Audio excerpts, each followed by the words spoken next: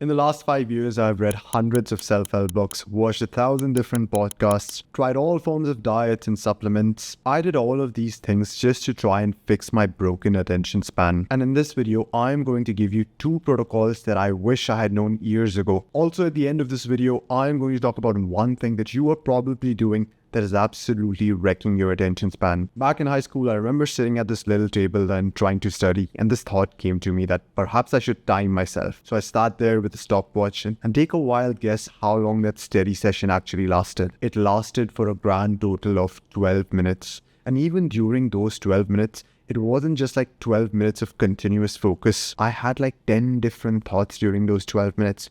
I felt agitated, bored, and I had to read the same sentence over and over again to like comprehend its meaning. So for me, basically just sitting and trying to study was like the most painful experience that I could go through because I used to absorb absolutely nothing. But that is not who I am anymore. My name is Jibreal Khan, and I have been a software engineer at Fortune 500 companies like Dell Technologies, AMD, Synopsys. Additionally, I have been one of the top performing students in both my bachelor's and my master's program. I did all these things while reading books and working on personal development. One of the major reasons why I was able to make this transformation was because I had finally increased my attention span from 12 minutes a day to around 4 to 5 hours a day. And I'm going to show you how exactly I did this, so you can literally copy all these steps and do it yourself. So back then, one of the biggest reasons why my attention span was so messed up was because of what I was putting in my mouth. Like I was waking up and eating sugary Cocoa Pops the first thing in the morning. And then throughout the day, I would just eat a bunch of garbage like KFC, McDonald's, soda, chocolate. Like this was my coping mechanism. After like a pretty shitty day at school, this is what I used to do because there was this food delivery app that I was just so familiar with and it was just so convenient. That person used to deliver food right at my door. I didn't even have to move an inch. Back then, what I've thought about fast food was that, yeah, it's bad. Your parents keep telling you it's bad. But it's not all that bad. All it does is it makes you a bit fat, a bit chubby. And to me back then, because I was such a skinny little teenager, it wasn't really much of a problem. It actually was quite a good deal. I can eat McDonald's, I can drink soda, I can eat chocolate, and I get to put on weight. That's amazing. But it is only now that I understand the real danger of fast food is that it messes up your attention span and lowers your level of motivation. It makes you have this really shitty mood throughout the day. It increases your stress levels. It messes up your hormones. It destroys you internally. It changes the way you think and look at the world. Those are the true dangers of fast food. It's not just the external stuff. It's actually more of the internal damage. And this is why I never had a good attention span as a kid. Because I used to consume all this processed garbage and it used to give me inflammation and brain fog. And this is why I was always confused, lethargic, didn't know what to do next, didn't know how to study, didn't know where I was heading in life.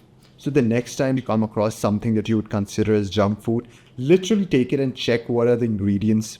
You are going to find that most of these things have like 10 plus ingredients in them, and these things did not grow out of the ground or exist as animals in nature. No, these things were literally designed by some scientist in a lab coat, and this person's job was to make this thing as addictive as possible. And then you put this stuff in your mouth, your body does not accept it, and this is why you get all these weird chaotic symptoms. Once I finally understood the meaning behind the saying that you are what you eat and how this is so true and applicable, I immediately cut off all sort of processed food, not even in moderation. I was like, you know what? I'm not even moderately going to poison myself anymore. I'm not getting moderate doses of brain fog anymore. I am going to cut out all these things cold turkey. And that is exactly what I did. So I replaced all of this processed garbage with whole, natural, single ingredient, barely processed food. And these are things like chicken, meat, fish, potatoes, honey, dates. All these things have just one single ingredient in them. And for the most part, they are unprocessed.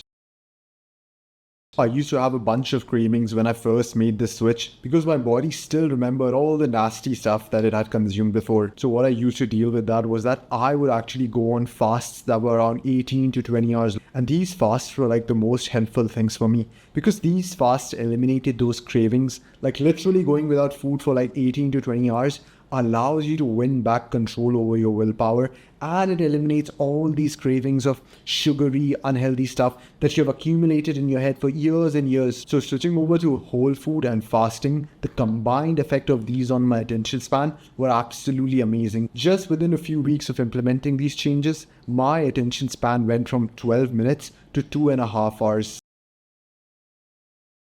One other reason why my attention span was just so screwed up was because I was constantly numbing myself with instant pleasure. Literally the first thing that I did when I would wake up was to check my notifications, and then I would scroll for a good 10-15 minutes. And this is as soon as I would wake up. I wouldn't even brush my teeth, and then for the rest of the day, I used to look for opportunities of free time where I would play video games, binge watch Netflix. I was pretty much someone who was seeking instant pleasure all day and just bombarding my brain with excessive stimulation. What I later realized is that when you do activities like playing video games for 2 hours, then you do not feel like doing anything productive afterwards. This is because your brain has now experienced such an absurd amount of stimulation and dopamine that all the other activities that are actually good for you, they seem boring in comparison because your brain has been desensitized to that amount of dopamine from all these other shitty activities. And naturally, when you find productive things boring, like reading, writing, or studying maths, then you actually don't feel like paying attention to them. And this becomes like a vicious cycle because now you can't do anything productive.